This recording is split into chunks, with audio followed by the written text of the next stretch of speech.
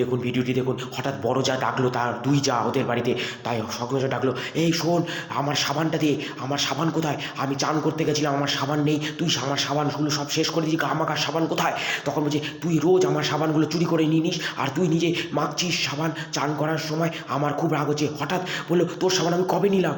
তখনই একটা ভিখারি আগমন হলো, যে বললো আমাকে একটু ভিক্ষা দেবেন, ভিক্ষা দেবেন। তখনই একটা ছোট্ট বাটিতে চাল দিল, আর ওর দিকে তাকাচ্ছিল, সে যায় দিকে বলে, ওর দিকে তাকিয়ে লাভ নেই, ও গরিব, ও কিপটে, হাড় কিপটে, দেবে না, দাঁড়ান। তখন ওই যা রেগে গেল, বলে, দেখুন আমি বড় বাটিতে করে চাল আস্তে আস্তে ঢালছিল। তখন গরিবটা বুঝতে পারলো, দাঁড়াও দাঁড়াও দাঁড়াও, আমি একটা বস্তা কোমর থেকে খুলে সঙ্গে সঙ্গে দিয়ে দিল, বলে এর মধ্যে ঢেলে দিই। ঢালা পড়তে বলো, ওর থেকে আমি বেশি চাল দিয়েছি। বলো ঠিক আছে, চলে যাচ্ছিল, হঠাৎ বলেছে, দাঁড়াও, আমি আরও এর থেকে বেশি চাল দেবো। তখনই সে বস্তাটা গোটালো, আর রগড় দেখতে থাকলো, বস্তা খুলে বসে থাকলো। সঙ্গে সঙ্গে সে একটু বড় বাটি নিয়ে আসলো, নিয়ে ঢেলে দিল, বলে এর থেকে, ওর থেকে আমি বেশি চাল দিলাম।